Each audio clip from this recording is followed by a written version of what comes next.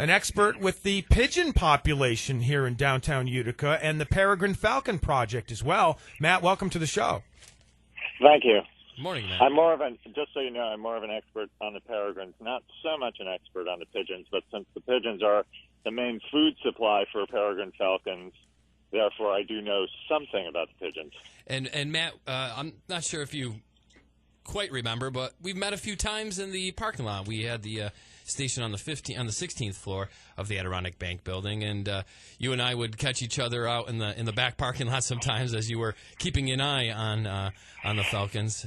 So yes, I remember you as a good friend of the peregrines. Yes. Good friend of the project. We appreciate that. Yeah, it was fantastic, and having the rooftop access, we were able to catch them in the sky often. Where are you right now, if you don't mind? If we ask. I'm actually at the Nature Sanctuary where I run. It's in Clinton. It's owned by Spring Farm Cares. We have a 260-acre nature preserve, which we've been doing habitat restoration work for about 16 years.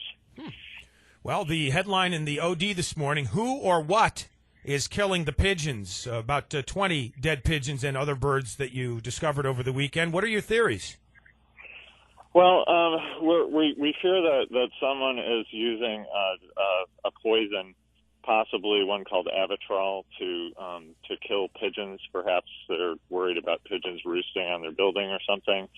If whatever it is, something has been killing at least 20. I mean, we ourselves have found that many around the streets in just the downtown area.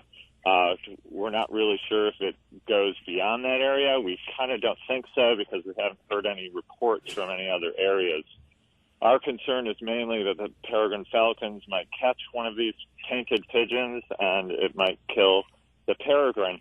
People should know that it's not legal to poison pigeons.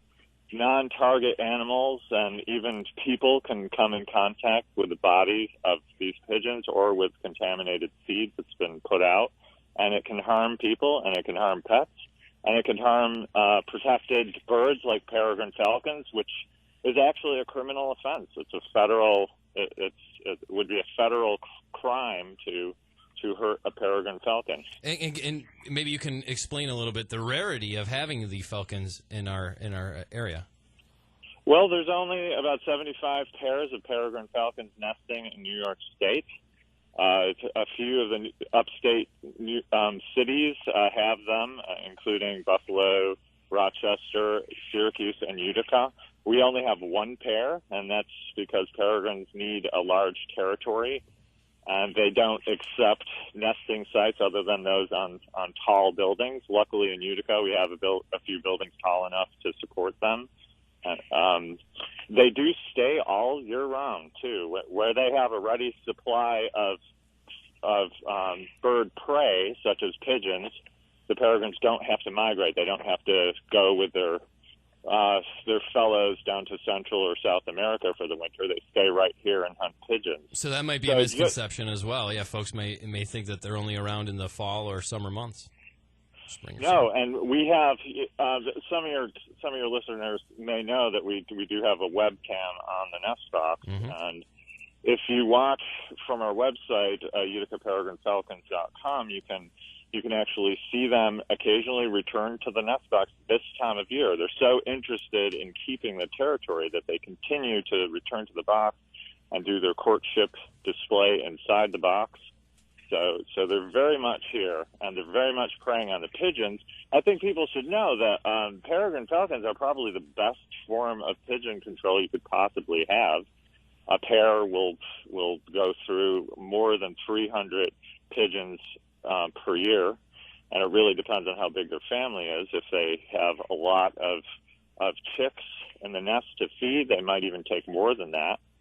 So it would be a shame to inadvertently kill the peregrines trying to rid your building of pigeons. Yes. When they could do it so much more effectively. We're talking with Matthew Perry, the Utica Peregrine Falcon Project, and also coming into contact with these dead pigeons that we're investigating as well on the Talk of the Town at 100.7 FM WUTQ. And are we suspecting business owners protecting their interests or residents who might be killing these pigeons? We don't know.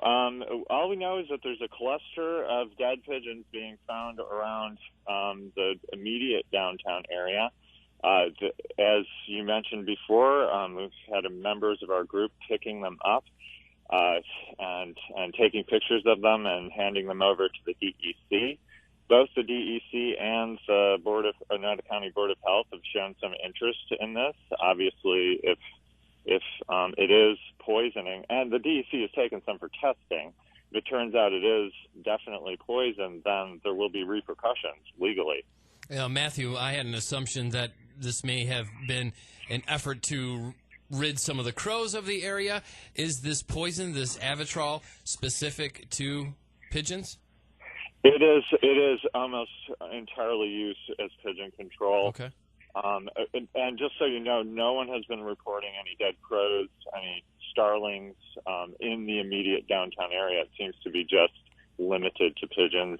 A few non-target, well, whether they're target or not, a few other birds have been found, including a slate-colored junco, which is also another protected species and would be illegal to kill.